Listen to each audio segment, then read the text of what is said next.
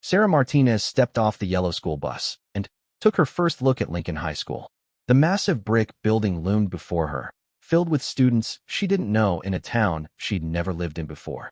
Her father's military transfer had brought their family to this small coastal town in North Carolina, and now she faced the challenge every military kid knew too well, starting over at a new school. At 17, Sarah had already attended 6 different schools across the country. Each move meant leaving friends behind and trying to fit into established social groups that had known each other for years. But this time felt different. This time, she carried secrets that made her unlike any other teenager walking through those school doors. Sarah adjusted her simple backpack and walked toward the main entrance. She wore plain jeans and a basic t-shirt, deliberately choosing clothes that wouldn't draw attention. Her long dark hair was pulled back in a simple ponytail, and she kept her eyes down as she navigated through clusters of students catching up after summer break. The morning bell rang as Sarah found her locker and checked her schedule. First period was American history with Mrs. Chun. She grabbed her notebook and headed down the hallway, weaving between groups of friends who barely noticed the new girl passing by.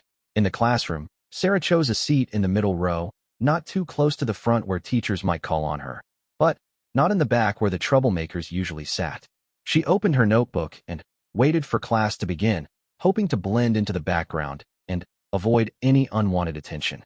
Mrs. Chun entered the room with a stack of papers and a warm smile. She was a petite Asian woman in her 40s who immediately made eye contact with Sarah.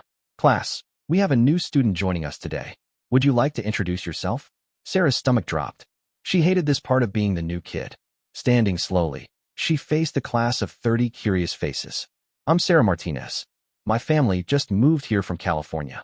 She sat back down quickly, hoping that would be enough. "Welcome, Sarah," Mrs. Chun said kindly. "I'm sure everyone will help you feel at home here." As Mrs. Chun began the lesson about the American Revolution, Sarah noticed several students glancing back at her. She tried to focus on taking notes, but she could feel eyes on her throughout the class period. When the bell rang, she quickly gathered her things and headed for the door. "Hey, new girl," a voice called out behind her. Sarah turned to see a tall blonde girl approaching with 2 friends flanking her sides. The girl's name was Jessica Turner, though Sarah didn't know it yet.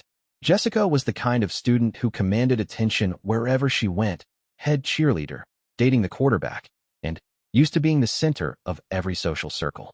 "I heard you say you're from California," Jessica said, looking Sarah up and down with obvious judgment.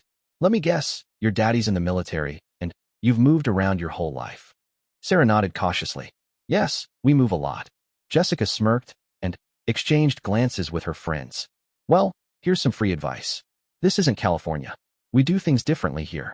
You might want to learn your place before you start thinking you can just fit in with everyone."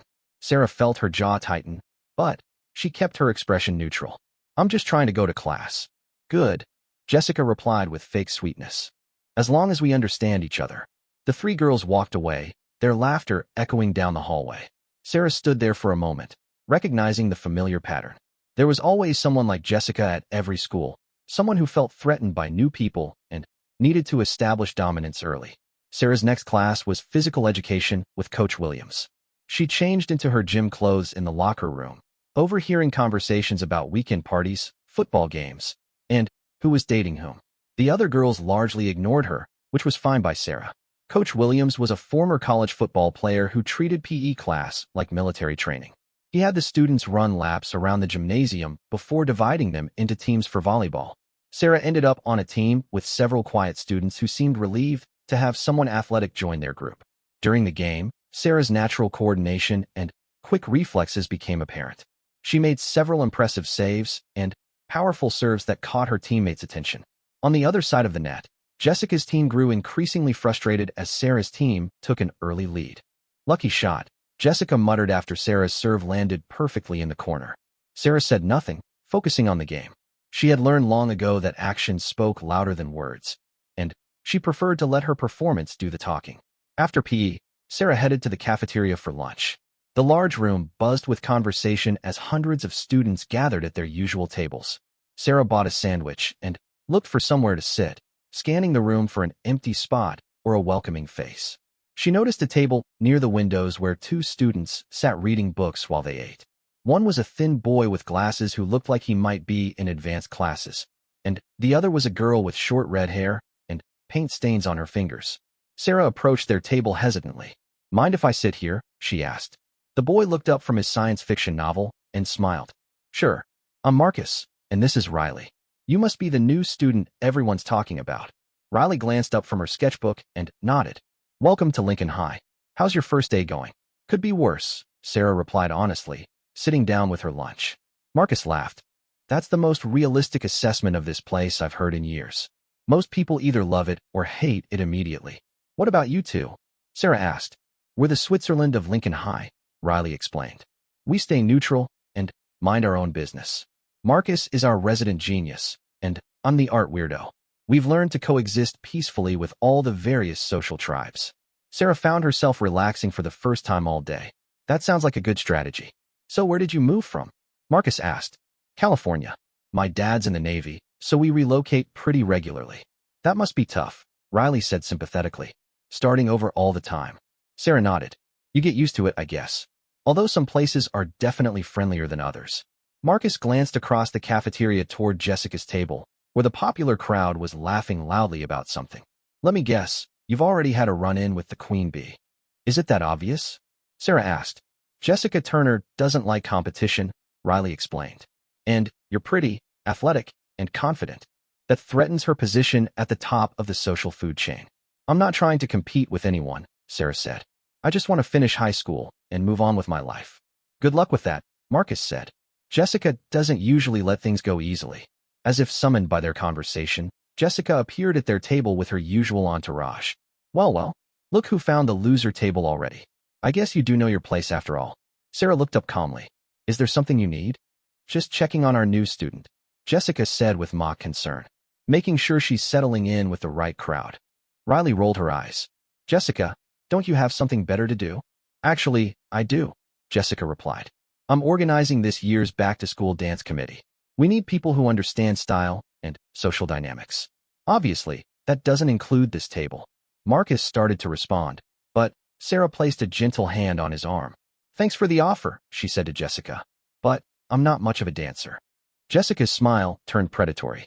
"Oh, that's perfect, because we also need people to help with cleanup after the dance. You know, taking out trash, mopping floors, that kind of thing. Much more your speed."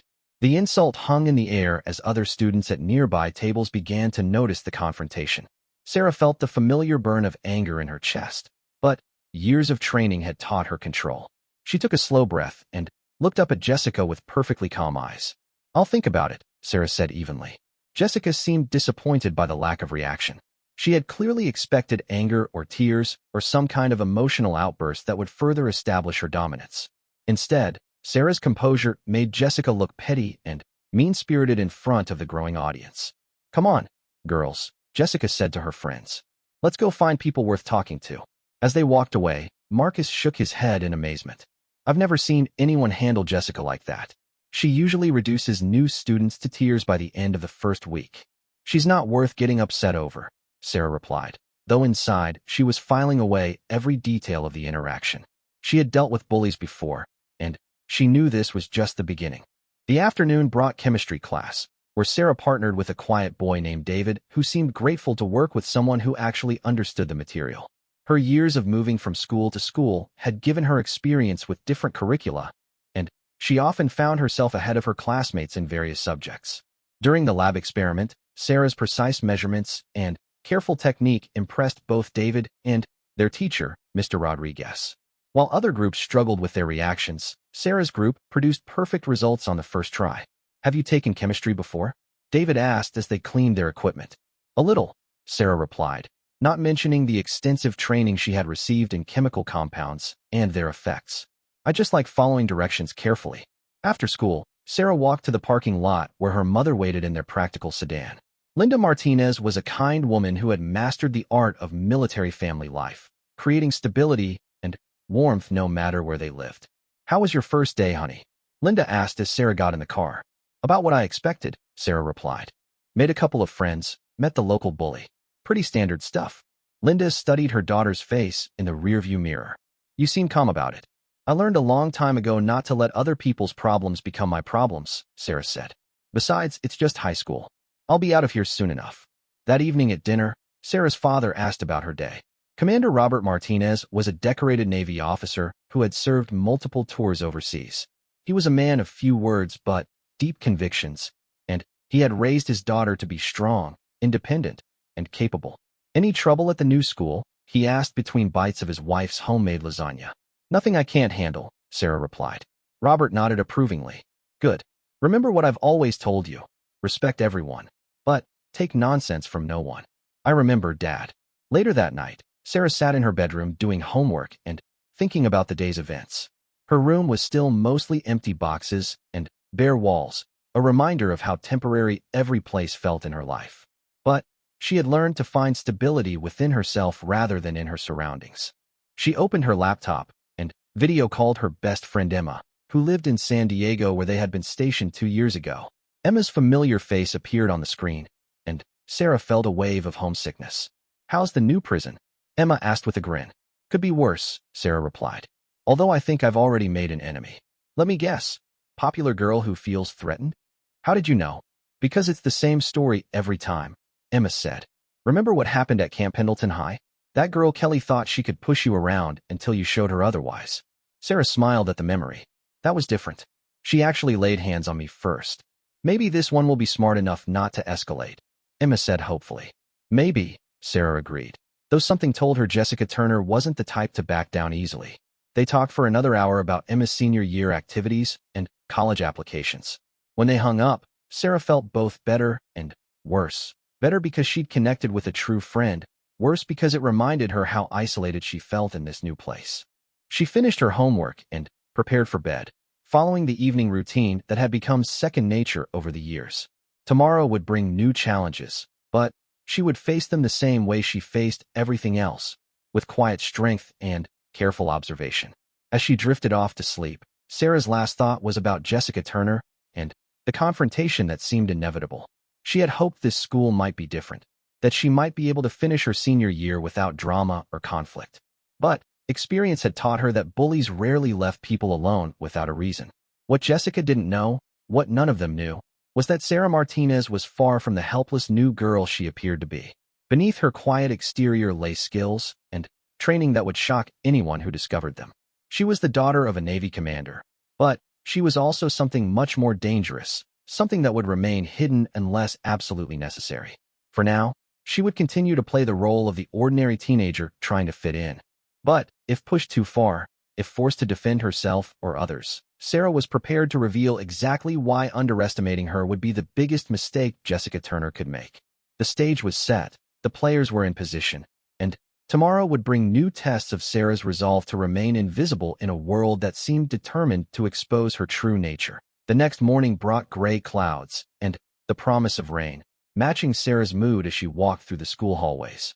Word had spread quickly about her calm response to Jessica Turner's cafeteria confrontation, and she could feel students watching her with curiosity. Some seemed impressed by her composure, while others appeared to be waiting for the inevitable escalation. During first period English class, Sarah tried to focus on the discussion about symbolism in literature, but she noticed Jessica whispering to her friends while shooting glances in her direction. Whatever was being planned, Sarah knew it wouldn't be subtle. The answer came during third period. Sarah was walking to her locker when she found it covered in pink sticky notes with messages like "California girl go home" and "Know your place." Several students gathered around to watch her reaction, their phones ready to capture any dramatic response. Sarah methodically removed each note, reading them calmly before throwing them in the nearby trash can. Her expression remained neutral, though inside she was analyzing the handwriting and noting which students seemed most eager to film her reaction. When the last note was removed, she opened her locker, grabbed her books, and walked away without saying a word. That's it, she heard someone whisper behind her. She's not even mad. The disappointed murmurs told Sarah that her non-reaction had frustrated whatever plan Jessica had in mind. By refusing to provide the emotional outburst everyone expected, she had denied Jessica the satisfaction of public humiliation. During lunch, Marcus and Riley were full of questions about the locker incident. Everyone's talking about how you just ignored the whole thing, Marcus said admiringly. Jessica looked absolutely furious when she heard you didn't react. What's the point of getting upset? Sarah asked practically. It's just paper and words. Riley nodded thoughtfully. You're playing this smart. Jessica feeds off drama and emotional reactions. Without that fuel, her power starts to diminish. Is that what you think this is about? Sarah asked. Power. Everything's about power in high school, Marcus explained. Jessica's been the undisputed queen since freshman year. You represent change, and change threatens the established order. Sarah considered this as she ate her sandwich. In her travels from school to school, she had observed similar patterns everywhere. There was always someone who needed to be in control, who saw new people as either allies to be recruited or threats to be eliminated. The thing is, Riley said quietly, Jessica's not going to stop with sticky notes. She's probably planning something bigger. As if summoned by their conversation, Jessica appeared at their table again, but this time her approach was different. Instead of her usual aggressive stance, she sat down uninvited and put on what appeared to be a friendly smile. Sarah, I've been thinking about our conversation yesterday, Jessica said in a voice loud enough for nearby tables to hear. I was having a bad day, and I think I came across as unwelcoming. That wasn't fair to you. Sarah studied Jessica's face, noting the calculation behind the apologetic expression. Okay, she replied simply. So I'd like to make it up to you, Jessica continued. There's a party this Friday night at Brad Morrison's house. His parents are out of town, and it's going to be the social event of the year. I'd love for you to come as my personal guest. The offer surprised Marcus and Riley, who exchanged worried glances. A personal invitation from Jessica Turner was either a genuine peace offering or a carefully laid trap. That's nice of you, Sarah said cautiously. But I'm not really a party person. Jessica's smile became more insistent. Oh, come on. You can't hide away forever. This is the perfect chance for you to meet everyone and really become part of the school community. I appreciate the invitation, Sarah replied, but I think I'll pass. For just a moment, Jessica's mask slipped, and Sarah caught a glimpse of the anger underneath. But the popular girl quickly recovered and stood up with exaggerated disappointment. Well, the offer stands if you change your mind, Jessica said. I just hate to see someone isolate themselves unnecessarily. After she left, Riley leaned forward urgently. You absolutely cannot go to that party. I wasn't planning to, Sarah assured her. Good, because Jessica Turner doesn't do anything from kindness, Marcus added. If she wants you at that party, it's because she's planning something public and humiliating. Sarah nodded, filing away this information. She had suspected the invitation was a trap, but it was helpful to have confirmation from people who knew Jessica's patterns. The rest of the week passed with increasing tension. Jessica's attempts at friendliness became more persistent and public, clearly designed to make Sarah look antisocial when she declined various invitations and offers of inclusion. Other students began to notice the dynamic, and Sarah could feel herself becoming the center of unwanted attention. Thursday brought the most aggressive escalation yet. Sarah was leaving her last class of the day when she found her path blocked by 3 members of the football team. They were large boys who clearly spent most of their time in the weight room, and they surrounded her in the hallway with practiced intimidation. Hey there, California, said the biggest one, whose Letterman jacket identified him as Brad Morrison, the same Brad whose house was hosting the Friday night party. We hear you think you're too good to hang out with us. Sarah looked up at him calmly. I don't think anything about you at all. Brad's friends laughed as if this was the funniest thing they'd heard all day. Ooh, she's got attitude, one of them said. Here's the thing, sweetheart, Brad continued, stepping closer. Jessica's been real nice to you, and you keep throwing it back in her face. That's not how things work around here. And how do things work around here? Sarah asked, genuinely curious about their perspective. Simple, Brad explained. Jessica's the queen, which makes her friends royalty, and everyone else knows their place. You seem confused about where you fit in that system. Sarah nodded, as if considering his words. And if I don't want to fit into that system? Brad's smile turned ugly. Then, you might find high school very uncomfortable. Accidents happen, you know? Lockers get vandalized. Homework gets lost. Sometimes people even get hurt in gym class or walking home from school. The threat was clear and direct, exactly the kind of escalation Sarah had been expecting. She looked at each of the 3 boys in turn, memorizing their faces and noting their positioning. Brad was the leader, but the other 2 would follow his lead without question. That would be unfortunate, Sarah said mildly. It doesn't have to be that way, Brad continued. All you have to do is come to my party tomorrow night, apologize to Jessica for being rude, and accept her friendship. Easy solution. Sarah considered her options carefully. She could continue to ignore them and hope they would eventually lose interest. She could report their threats to school administration, though that would likely make things worse. Or she could attend the party and face whatever trap Jessica had prepared. I'll think about it, she said finally. Brad seemed satisfied with this response. Good girl. You're learning. They walked away laughing, leaving Sarah alone in the now empty hallway. She stood there for a moment, processing what had just happened. The situation was escalating beyond simple teenage bullying into something more serious. That evening, Sarah sat in her bedroom, staring at her phone. She had Emma's number pulled up, wanting to call and talk through the situation, but she hesitated. What could Emma do from across the country? And how could she explain the complexity of the threat without revealing things she wasn't supposed to talk about? Instead, she called her father, who was working late at the naval base. Hi, Dad, she said when he answered. Sarah, is everything okay? You sound stressed. Just having some social complications at school, she said carefully. There was a pause before Robert responded. What kind of complications? The usual new kid stuff. Some people aren't very welcoming. Are you in any danger? Sarah hesitated. Her father's training made him very good at reading between the lines, and she knew he would pick up on any real concern in her voice. I don't think so, she said honestly. It's mostly just posturing and intimidation. But it's escalating. They want me to go to a party tomorrow night, and I'm pretty sure it's not because they want to be friends. Robert was quiet for a long moment. Do you want me to talk to the school? No, Sarah said quickly. That would make everything worse. I can handle this. I know you can, her father replied. But you don't have to handle everything alone. That's not what family is for. I know, Dad. I want to try to resolve this without making a big scene. Okay, but Sarah? Yeah. Trust your instincts. If something feels wrong, don't ignore that feeling.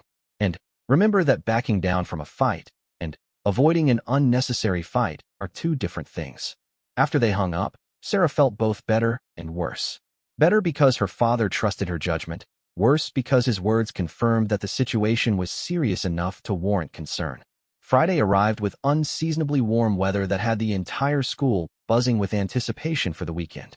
Sarah went through her classes in a haze of calculation, weighing different scenarios and outcomes for the evening ahead. During lunch, Marcus and Riley tried to talk her out of going to the party. It's obviously a setup, Riley insisted. Jessica doesn't just invite people she's been tormenting to social events. I know, Sarah agreed. But if I don't go, they'll just find another way to escalate. At least at the party, there will be witnesses. Witnesses to what? Marcus asked worriedly. Sarah, these people aren't just mean high school students.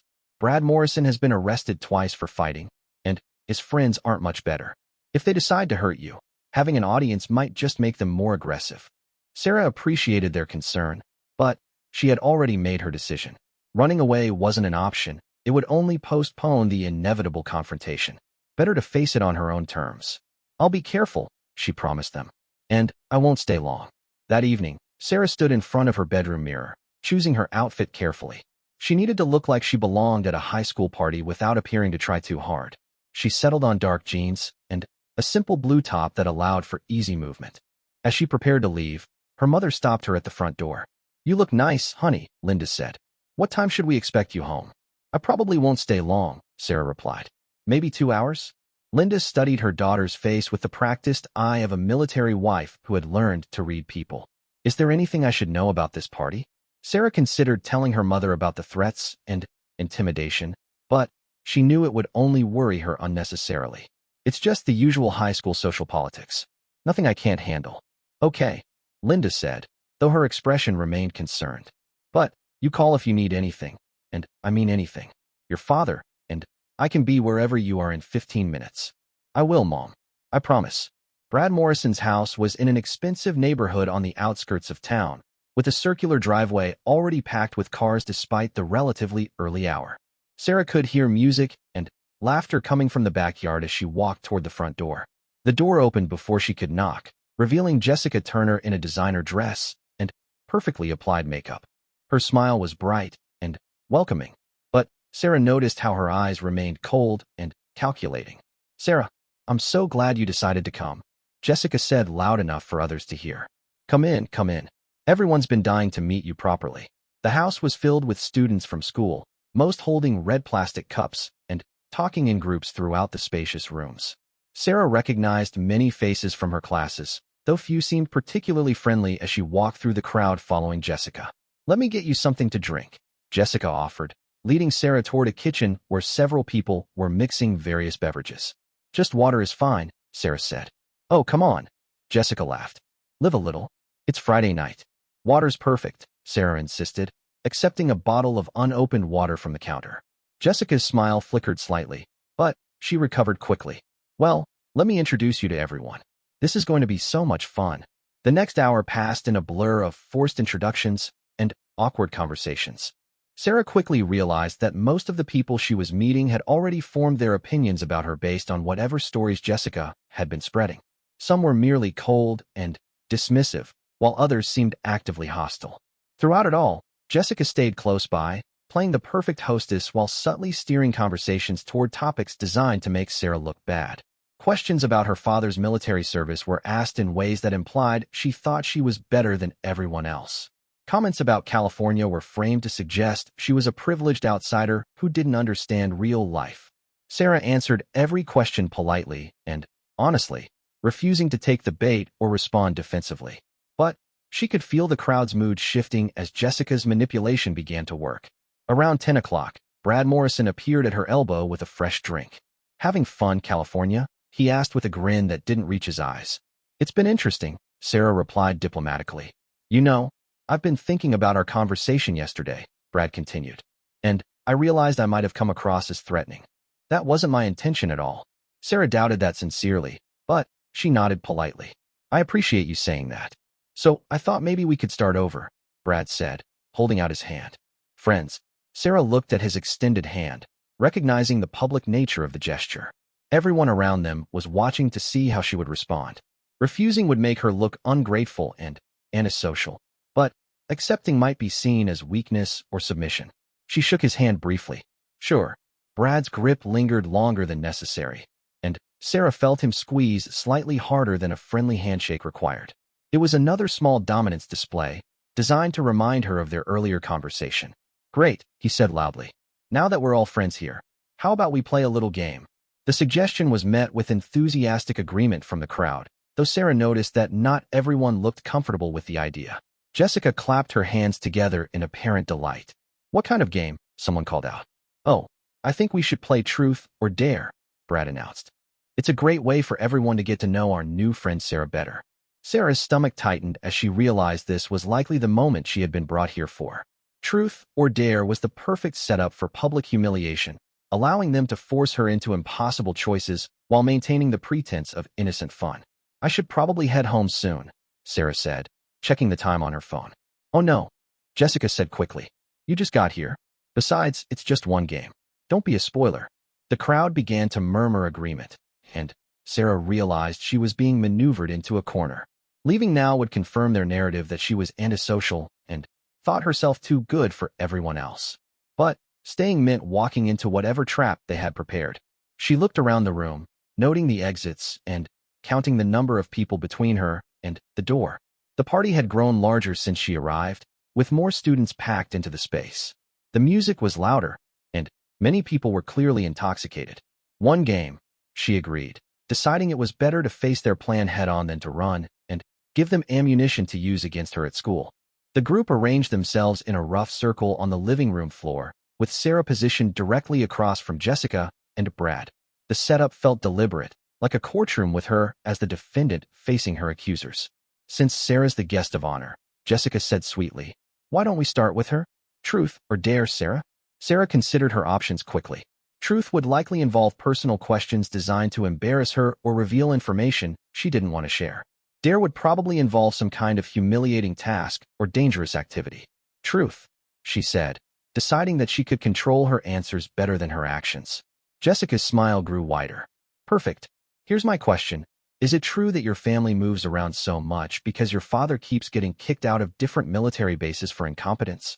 The room fell silent as the cruelty of the question became apparent. Sarah felt anger flash through her chest, but years of training helped her maintain control. She looked directly at Jessica and spoke in a calm, clear voice. No, that's not true. My father is a decorated naval officer who gets transferred because he's good at his job, and the Navy needs experienced leaders at different locations. Some people in the circle looked uncomfortable with Jessica's attack, but others seemed entertained by the drama. Brad jumped in quickly with a follow-up. Truth follow-up, he said. Is it true that you think you're better than everyone here because you've lived in other places? This wasn't how Truth or Dare was supposed to work, but Sarah recognized that the rules had been abandoned in favor of a coordinated attack. She kept her voice steady as she responded. No, I don't think I'm better than anyone. I'm just trying to finish high school like everyone else. Really? Jessica said with fake surprise. Because you've been pretty standoffish since you got here. Almost like you're too good to make friends with us simple small-town people. The manipulation was obvious, but Sarah could see it working on some members of the crowd. She was being painted as an elitist outsider who looked down on the local community. I'm naturally quiet when I'm in new situations, Sarah explained. It takes me time to feel comfortable around new people. Well, maybe this game will help with that, Brad said with a grin. Your turn to ask someone. Truth or Dare?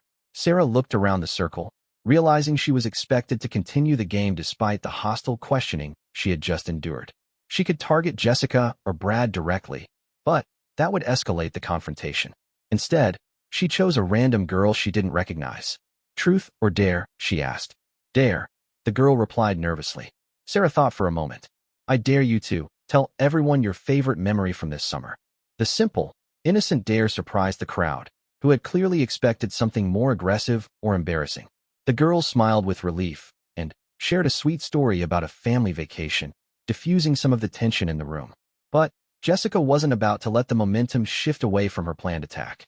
When the dare was complete, she immediately jumped back in. My turn, Jessica announced. Sarah, truth or dare? I think someone else should go, Sarah said reasonably. We just had a turn. Oh, come on, Brad said. Don't break up the flow of the game. Truth or dare? Sarah recognized that they weren't going to let her escape the spotlight easily. The entire evening had been building toward this moment, and they wouldn't be satisfied until they had achieved whatever humiliation they had planned. Dare, she said, deciding that action might be preferable to more personal attacks disguised as questions. Jessica's eyes lit up with triumph. Perfect. I dare you to go outside and do 50 push-ups in front of everyone. The dare drew laughter and excitement from the crowd, though some people looked uncomfortable with the obvious attempt to humiliate Sarah. 50 push-ups would be difficult for most teenage girls, and doing them in front of a hostile audience would be embarrassing regardless of whether she succeeded or failed. That's a pretty specific dare, Sarah observed. Well, you said you were athletic in PE class, Jessica replied innocently. I thought you might enjoy showing off your California fitness routine. Sarah stood up slowly, recognizing that this was the moment of truth. She could refuse and face the social consequences, or she could accept and deal with whatever came next. Around her, the crowd began moving toward the backyard, eager to watch the spectacle. As she walked toward the patio door, Sarah caught sight of Marcus and Riley standing near the kitchen. She hadn't noticed them arrive, but they must have come to check on her. Marcus looked worried, while Riley appeared angry at what was happening. The backyard was large and well-lit, with a swimming pool surrounded by patio furniture. Students gathered around in a loose circle, many holding up their phones to record whatever was about to happen. Sarah walked to the center of the space and looked around at the expectant faces. 50 push-ups, Jessica repeated loudly. Let's see what California girls are made of. Sarah nodded and dropped to the ground in perfect push-up position. The crowd grew quiet as she began, some expecting her to struggle or fail quickly. But her form was flawless, her movements controlled and precise. She counted each repetition in a clear voice, never pausing or slowing down.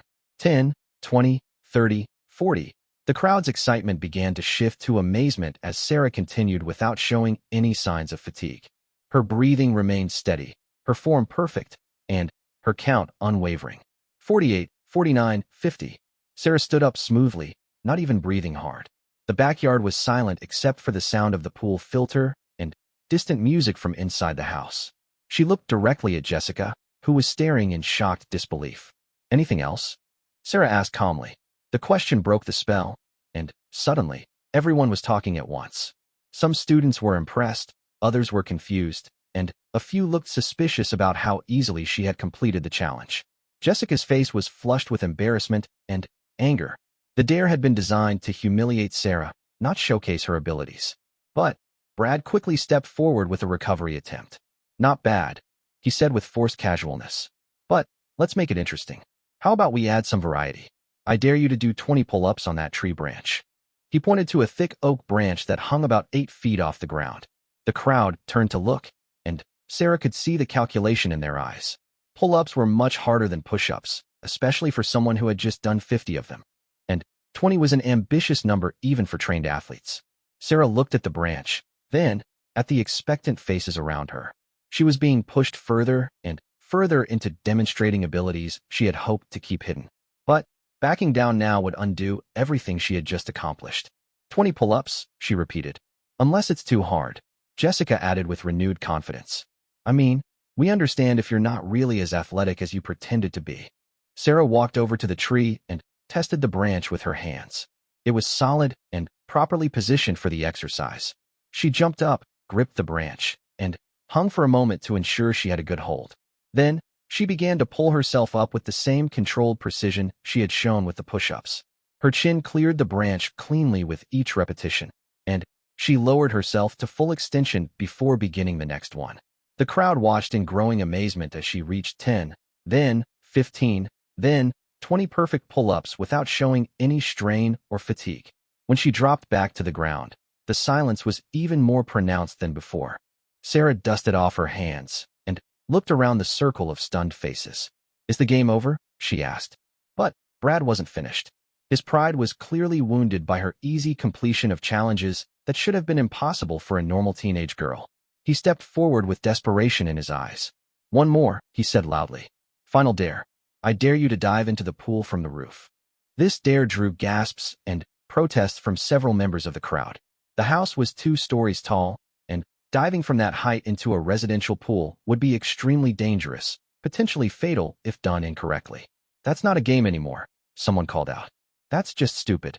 She can back down if she's scared, Brad replied. No shame in admitting when you're in over your head. Sarah looked up at the roof, calculating angles and distances. The dare had crossed the line from humiliation into genuine danger, exactly the kind of escalation she had been trying to avoid. That's enough, she said firmly. I'm done with this game. What's wrong, California? Brad taunted. Finally, found something you can't do? The crowd was murmuring now, some people clearly uncomfortable with how far things had gone. Sarah could see Marcus and Riley pushing through the circle, trying to reach her side. I can do it, Sarah said quietly. But I won't. Because it's dangerous and stupid, and I'm not going to risk my life to prove something to people who already made up their minds about me. Brad's face flushed with anger. So you admit you're all talk. Sarah turned to face him fully, and for the first time that evening, she let some of her true nature show in her eyes. No, Brad. I admit I'm smart enough to know the difference between courage and stupidity. The two of them stared at each other across the circle, and the crowd fell silent as they sensed the shift in energy. Brad was bigger and stronger than Sarah, but something in her calm confidence made him hesitate. This is ridiculous, Jessica said suddenly, breaking the tension. The game's over. Let's go back inside and get more drinks. The crowd began to disperse, though many people continued to stare at Sarah with new curiosity and respect. She had passed every test they had thrown at her, and her final refusal had been based on wisdom rather than fear. As Sarah headed toward the house to collect her things and leave, she found herself surrounded by Marcus, Riley, and several other students who had watched the entire confrontation. That was incredible, Riley said quietly. How did you do all that? I stay in shape, Sarah replied simply. Marcus shook his head in amazement. Sarah, those weren't normal exercises. I've been working out for 2 years, and I couldn't do half of what you just did. Before Sarah could respond, Jessica appeared at her elbow with Brad close behind. The popular girl's earlier facade of friendliness was completely gone, replaced by barely controlled rage. Well, congratulations, Jessica said sarcastically. You've made quite an impression. I hope you enjoyed your little show. I didn't come here to show off, Sarah replied. I came because you invited me. Right? Jessica laughed bitterly. Poor little innocent Sarah, just trying to fit in. Except you're not innocent, are you? Normal girls don't do what you just did. The accusation hung in the air, and Sarah realized that her attempt to blend in had backfired completely. By demonstrating her abilities, she had only made herself more of a target and raised questions she wasn't prepared to answer. I think I should go home, Sarah said. Good idea, Brad agreed menacingly. And, next time, maybe think twice before you try to make us look stupid. As Sarah walked toward the front door, she could hear whispered conversations starting up behind her. She had survived the evening's challenges, but she had also revealed far more about herself than she had intended. Monday morning was going to bring a whole new set of problems. Monday morning arrived with the kind of crisp autumn air that usually made Sarah feel optimistic about new beginnings. But, as she walked through the school hallways, she could feel the weight of curious stares and whispered conversations following her every step. Word of Friday night's events had spread through the student body over the weekend, growing and changing with each retelling. "Is that her?" she heard someone whisper as she passed a group of underclassmen. "The girl who did all those crazy exercises at Brad's party." Sarah kept her eyes forward and continued to her locker, but she could sense the shift in how students looked at her. Before the party, she had been invisible, just another new kid trying to blend in. Now she was a curiosity, a puzzle that everyone wanted to solve. At her locker, she found Marcus and Riley waiting with concerned expressions. "How are you holding up?" Riley asked quietly. "I'm fine," Sarah replied, organizing her books for the day. "It's just gossip. It'll blow over." Marcus shook his head. "Sarah, this isn't going to blow over. People are saying you're some kind of secret athlete or martial arts expert. There are videos from the party circulating on social media." Sarah's stomach dropped. "Videos? Nothing bad," Riley assured her quickly. "Just you doing the push-ups and pull-ups. But people are analyzing them frame by frame, trying to figure out how you made it look so easy." This was exactly what Sarah had been trying to avoid. Her father had always warned her about the importance of maintaining a low profile, of never drawing the kind of attention that might lead to questions about her background or training. "It'll die down," she said, though she wasn't sure she believed it herself. "Maybe," Marcus agreed doubtfully. "But Jessica and Brad are not happy about being upstaged. I heard they're planning some kind of retaliation." First period American history provided a temporary reprieve from the speculation. Mrs. Chun was discussing the Revolutionary War, and Sarah found herself grateful for the familiar routine of taking notes and participating in class discussions. But, even there, she could feel students glancing at her more often than before. During the break between classes, Sarah was approached by Coach Williams from the PE department. "Miss Martinez," he said in his gruff voice, "I heard some interesting stories about your weekend activities." Sarah tensed, wondering how much the coach knew. "Just a party, coach. 50 push-ups without breaking a sweat," he continued. 20 perfect pull-ups. That's not typical teenage party behavior. "I like to stay in shape," Sarah replied carefully. Coach Williams studied her with the keen eye of someone who had spent decades evaluating athletic potential. "I coach the school's track and field team. We could use someone with your abilities." "I appreciate that, but I'm not really into competitive sports." "Why not? With training like that, you could probably compete at the state level in multiple events." Sarah forced a smile. "Thanks, but I prefer to exercise on my own." As she walked away, Sarah realized that Coach Williams represented a new type of problem. Athletic coaches were trained to spot talent and physical conditioning, and they might ask more probing questions than typical high school students. Third period brought her first direct confrontation of the day. As Sarah entered the chemistry lab, she found Jessica already seated at what had become Sarah's usual spot, with her friends occupying the surrounding tables. "Oh, Sarah," Jessica said with exaggerated surprise. "I didn't see you there. I hope you don't mind, but we decided to switch up our seating arrangement today." It was a petty power play designed to force Sarah into an uncomfortable social situation in front of the other students. Sarah could have made an issue of it, demanded her usual seat, or complained to the teacher. Instead, she simply chose an empty table at the back of the room and began setting up her equipment. "Not going to fight for your territory?" Jessica called out, loud enough for the entire class to hear. "There's plenty of room for everyone," Sarah replied calmly, beginning to measure out chemicals for the day's experiment. Jessica's frustration was obvious. Every attempt to provoke Sarah into an emotional response had failed, and her inability to break Sarah's composure was becoming a source of embarrassment. As the class progressed, Sarah noticed that her lab partner David seemed nervous and distracted. Finally, he leaned over and whispered urgently, "Sarah, you need to be careful. Brad and his friends have been talking about you all morning. They're saying you made them look bad at the party, and they want payback." "What kind of payback?" Sarah asked quietly. "I don't know specifics, but they're planning something for after school. Maybe you should get a ride home today instead of walking." Sarah appreciated the warning, though she wasn't particularly worried about a confrontation with Brad's group. Still, it was concerning that the situation was continuing to escalate instead of dying down naturally. During lunch, the cafeteria buzzed with energy as students discussed weekend events and Monday morning gossip. Sarah tried to eat quietly with Marcus and Riley, but she could hear fragments of conversations from nearby tables. I heard she's from some military family. My cousin says she might be in witness protection. Those weren't normal pull-ups. Something's not right about her.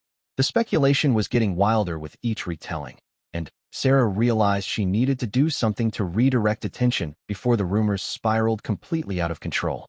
Maybe I should just transfer schools, she said quietly to her friends. Don't you dare, Riley said firmly. You haven't done anything wrong. This is their problem, not yours. But if I stay, it's just going to get worse. People are asking questions I can't answer. Marcus leaned forward intently. Sarah, what are you so afraid of people finding out? I mean, you're obviously in great shape, but that's not exactly a federal crime. Sarah looked at her two friends, weighing how much she could safely tell them. They had been nothing but supportive since her first day, and she was tired of keeping secrets from the only people who seemed to genuinely care about her well-being. My family, we've moved around a lot because of my father's work, she said carefully. And I've had some unusual opportunities for training and education that most teenagers don't get. What kind of training? Riley asked curiously. Before Sarah could answer, their conversation was interrupted by the arrival of Jessica and her entourage. The popular girl slammed her lunch tray down on their table and sat down uninvited. Well, Jessica said loudly. If it isn't our little mystery girl and her loser friends. Jessica, we're trying to eat lunch, Marcus said tiredly. Oh, I'm sorry, Jessica replied with fake concern. Am I interrupting your secret meeting? Are you planning more amazing feats of strength? Sarah remained silent, finishing her sandwich while the confrontation played out around her. You know what I think? Jessica continued, clearly frustrated by Sarah's lack of response. I think our new friend here has been lying to everyone about who she really is. What are you talking about? Riley asked. Think about it, Jessica said, warming to her theory. She shows up out of nowhere, claims to be just a normal military kid, but then she can do things that trained athletes can't do. Nobody's that strong without serious training. Maybe she just works out a lot, Marcus suggested. Jessica laughed mockingly. 50 push-ups and 20 pull-ups without breaking a sweat? That's not working out. That's professional-level conditioning. So what's the real story, Sarah? Are you some kind of child soldier? Did your daddy train you to be his little weapon? The accusation was said as a joke, but Sarah felt her blood run cold. Jessica was closer to the truth than she realized, and the public nature of the question made it even more dangerous. That's ridiculous, Sarah said quietly. Is it? Jessica pressed on. Because normal teenage girls don't have that kind of upper body strength. Normal teenage girls can't do what you did Friday night. The surrounding tables had grown quiet as other students listened to the confrontation. Sarah could feel dozens of eyes on her, waiting to see how she would respond to Jessica's increasingly aggressive questions. I exercise regularly, Sarah said. That's all. Show us, Jessica demanded suddenly. What? If it's just regular exercise, prove it. Do some push-ups right now, right here in the cafeteria. The request drew excited murmurs from nearby students, some of whom began pulling out their phones in anticipation of another viral moment. I'm not performing for you, Sarah said firmly. Because you can't, Jessica accused. Because Friday night was some kind of trick, and you know you can't do it again.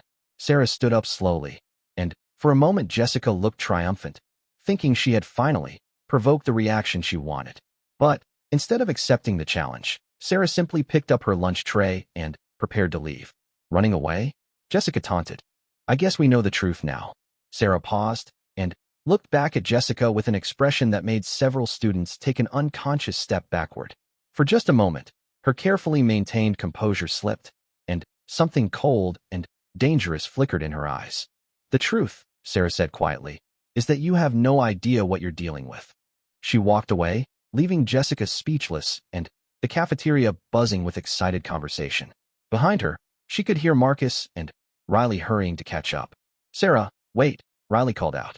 They caught up with her in the hallway outside the cafeteria, where Sarah was leaning against a row of lockers, trying to regain her composure. You okay? Marcus asked worriedly.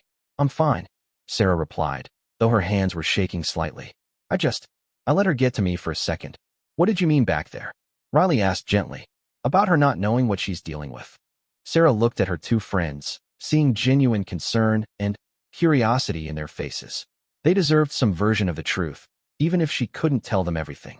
My father isn't just in the Navy, she said quietly. He's special operations. And he's taught me things that most people don't learn.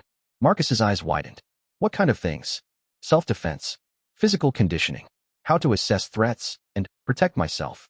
Sarah chose her words carefully, staying as close to the truth as possible without revealing classified information. That's why you can do those exercises so easily, Riley said with sudden understanding. It's part of it, Sarah agreed. My dad wanted to make sure I could take care of myself no matter where we were stationed. That's actually pretty cool, Marcus said admiringly. I mean, it explains a lot. But it's also why I try to keep a low profile, Sarah continued. Military families learn to blend in and avoid attention. What happened Friday night was exactly what I was trying to prevent. Riley nodded thoughtfully. And now Jessica's making it impossible for you to stay under the radar. The conversation was interrupted by the arrival of Brad Morrison and 3 of his football teammates. They approached with the swagger of people who own the school, clearly looking for confrontation. Well, Brad said loudly. Look who's holding secret meetings in the hallway. We're just talking, Marcus said nervously. About what? More party tricks. Brad stepped closer to Sarah, using his size to intimidate.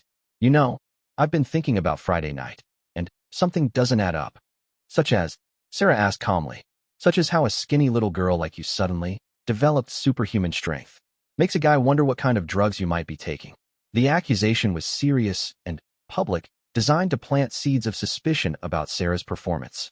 Several students in the hallway had stopped to listen, and Sarah could see phones being discreetly positioned to record the confrontation. I don't use drugs, Sarah said firmly. Prove it, Brad challenged. Take a drug test. I bet the school nurse would be happy to arrange one. That's not how it works, Riley interjected. You can't just demand someone take a drug test. Brad ignored her, keeping his focus on Sarah. Unless you've got something to hide? Sarah realized she was being maneuvered into another lose-lose situation. Agreeing to the drug test would suggest she had been accused legitimately, while refusing would imply guilt. Either way, Brad was succeeding in making her look suspicious. I have nothing to hide, Sarah said. But I'm not jumping through hoops to prove myself to you. Because you know what the results would show, Brad pressed. You know that nobody gets that strong without chemical enhancement. Actually, said a new voice from behind them. That's not true at all. Everyone turned to see Coach Williams approaching with a serious expression. The coach had clearly overheard at least part of the conversation, and he didn't look pleased. Morrison, Coach Williams continued, are you accusing a fellow student of drug use without evidence? Brad's confidence faltered slightly. Coach, I'm just saying that what she did wasn't normal. What she did was impressive, Coach Williams replied firmly. And it's exactly what I'd expect from someone with serious athletic training. Miss Martinez has declined to join our sports teams, but that doesn't mean she's not a legitimate athlete. But, Coach, Brad started to protest. But, nothing, Coach Williams cut him off. Unless you have actual evidence of wrongdoing, I suggest you find something better to do with your time than harassing other students. Brad looked around at the gathered crowd, realizing that the coach's intervention had undermined his attempt to publicly discredit Sarah. With obvious reluctance, he gestured for his friends to follow him. This isn't over, he muttered as they walked away. After they left, Coach Williams turned to Sarah with a thoughtful expression. Miss Martinez, I don't know what kind of training you've had, but it's clearly been extensive. If you change your mind about competitive sports, my door is always open. Thank you, Coach, Sarah replied. I appreciate your support. The afternoon classes passed in a haze of whispered conversations and speculative glances. Sarah's confrontation with Brad had been witnessed by dozens of students, and the story was spreading rapidly through the school's social networks. By the time the final bell rang, Sarah was exhausted from the constant attention and questioning. She gathered her books and headed for her locker, hoping to escape the building quickly and avoid any after-school confrontations. But as she approached her locker, she found it surrounded by a small crowd of students. Someone had taped a large piece of paper to the front with drug test or fraud written in bold letters. Sarah stared at the sign for a moment, feeling anger and frustration building in her chest. This was exactly the kind of public humiliation that would follow her for the rest of her time at the school. Ignore it, Marcus said quietly, appearing at her elbow. It's just more of their stupid games. Sarah nodded and began working her locker combination, trying to block out the whispered comments and camera phones pointed in her direction. But as she opened the metal door, she found more surprises waiting. Her textbooks had been removed and replaced with protein powder containers, energy drinks, and several medicine bottles with labels that read steroids and performance enhancers. Someone had obviously broken into her locker and planted fake evidence to support their drug use accusations. The crowd grew excited as they saw the planted items, with several students taking pictures and videos before Sarah could react. She stared at the obvious setup, realizing that her tormentors had moved beyond simple intimidation into deliberate character assassination. "Those aren't mine," she said loudly enough for everyone to hear. "Right?" someone in the crowd called out. "Just like you're not really super strong." Sarah began removing the planted items, throwing them in the nearby trash can while the crowd watched and recorded. But she knew the damage was already done. The photos and videos would be circulating within hours, proof that she was using illegal substances to enhance her performance. As she retrieved her actual textbooks from where they had been hidden on the floor of her locker, Sarah felt something snap inside her chest. She had tried to handle this situation with patience and maturity, avoiding escalation and looking for peaceful solutions. But her tormentors had made it clear they weren't interested in peace. She closed her locker and turned to face the crowd with a new expression on her face, one that made several students take an unconscious step backward. "Whoever did this," Sarah said in a voice that carried clearly through the hallway, "made a mistake." The words were spoken quietly, but there was something in her tone that silenced the excited chatter and made the crowd suddenly uncomfortable. Riley and Marcus exchanged worried glances, recognizing that something fundamental had changed in their friend's demeanor. Sarah shouldered her backpack and walked toward the school exit, the crowd parting automatically to let her pass.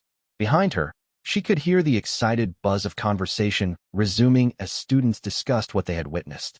Outside the school building, Sarah found her mother waiting in the car as usual. But instead of getting in immediately, Sarah stood on the sidewalk for a moment, looking back at the school and thinking about her options. She could ask her father to transfer her to a different school, avoiding the drama and starting fresh somewhere new. She could report the harassment to school administrators and hope they would take effective action. Or she could handle the situation herself, in the way she had been trained to handle threats and adversaries. "Sarah," her mother called from the car window. "Everything okay?" Sarah got into the passenger seat and buckled her seatbelt. "Mom, can I ask you something?" "Of course, honey. When you and Dad were younger, before you got married, did you ever have to fight for what you believed in?" Linda Martinez studied her daughter's face in the rearview mirror, recognizing the serious tone and mature question. "Sometimes." "Why do you ask?" "Just wondering what you would do if someone kept pushing and pushing, even when you tried to avoid conflict." Linda was quiet for a moment before responding.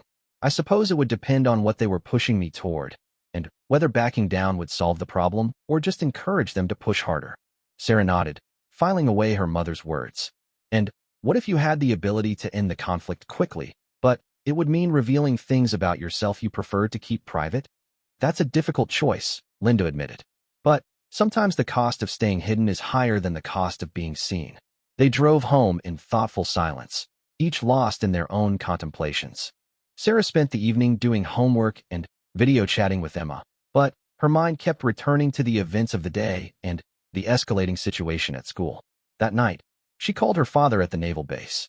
"Dad, I need some advice," she said without preamble. "What's the situation?"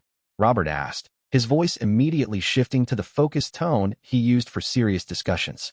Sarah described the events of the past few days, from the party challenges to the planted evidence in her locker. She was careful not to reveal specific details about her training, but she painted a clear picture of the harassment and escalation. "They're not going to stop," she concluded. "And every time I try to de-escalate, they just see it as weakness and push harder." Robert was quiet for a long time before responding. "Sarah, what do you think your options are? I could transfer schools, or I could handle this myself. And what would handling it yourself involve?" Sarah considered her words carefully, showing them that I'm not the victim they think I am. "That could have consequences," her father warned. "Once you reveal capabilities, you can't take them back." "I know.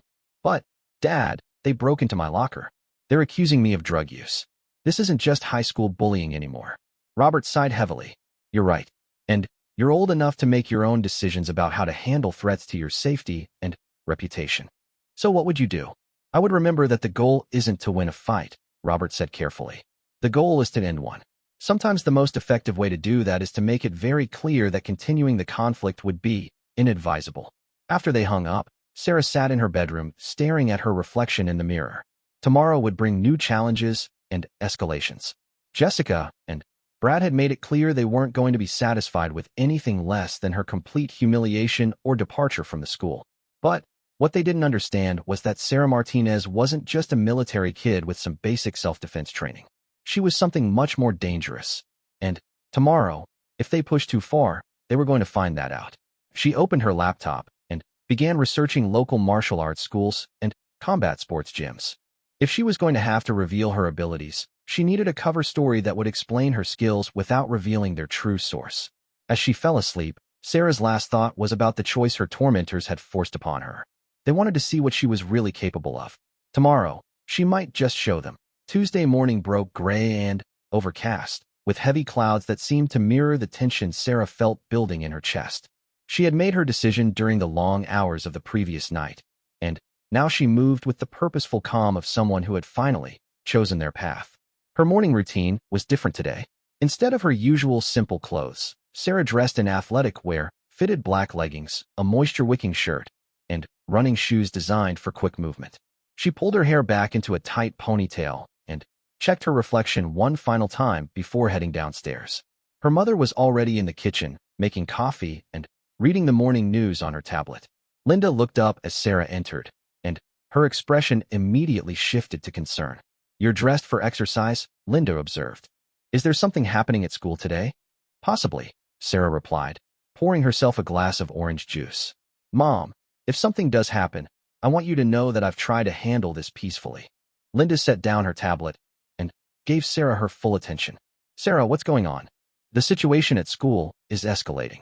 Yesterday, they planted fake evidence in my locker to make it look like I used performance drugs. Today, I expect them to try something more direct. Have you talked to your father about this?" "Last night. He reminded me that sometimes the only way to end a conflict is to make it clear that continuing would be inadvisable." Linda recognized the military phrasing and understood its implications. She studied her daughter's calm, determined expression and saw something that made her proud and worried in equal measure. "Be smart," Linda said finally. "And remember that your actions today will have consequences that last far beyond high school." "I know," Sarah replied. "But so will letting this continue." The drive to school was quiet, both mother and daughter lost in their own thoughts. As they pulled up to the front entrance, Linda reached over and squeezed Sarah's hand. "Whatever happens today," Linda said, "your father and I are proud of who you are." Sarah nodded, grabbed her backpack, and walked toward the school building with the confident stride of someone who had finally stopped trying to hide. The hallways buzzed with unusual energy as Sarah made her way to her locker. Word of yesterday's planted evidence had spread throughout the student body, and she could hear fragments of conversation as she passed different groups. "I heard she's been lying about everything. My brother says military kids are all messed up. She's probably dangerous." At her locker, Sarah found Marcus and Riley waiting with worried expressions. "How are you holding up?" Riley asked quietly. "I'm done holding up," Sarah replied, opening her locker and organizing her books. "I'm done trying to manage other people's insecurities and bad behavior." Marcus looked concerned by her tone. "Sarah, what does that mean?" "It means that if Jessica and Brad want to see what I'm really capable of, they're going to get their wish." Riley grabbed Sarah's arm gently. "That sounds like you're planning to do something that might make everything worse." Sarah looked at her two friends, seeing genuine care and concern in their faces. They had been nothing but supportive throughout this ordeal, and they deserved to understand what was coming. "I've tried everything else," Sarah said quietly. "I've been polite, I've avoided conflict, I've ignored provocation, and I've accepted humiliation. None of it worked. They keep escalating because they think I'm weak." "But what if you're wrong?" Marcus asked. "What if fighting back just gives them an excuse to do something even worse?" "Then I'll handle that too," Sarah replied with a calm confidence that surprised her friends.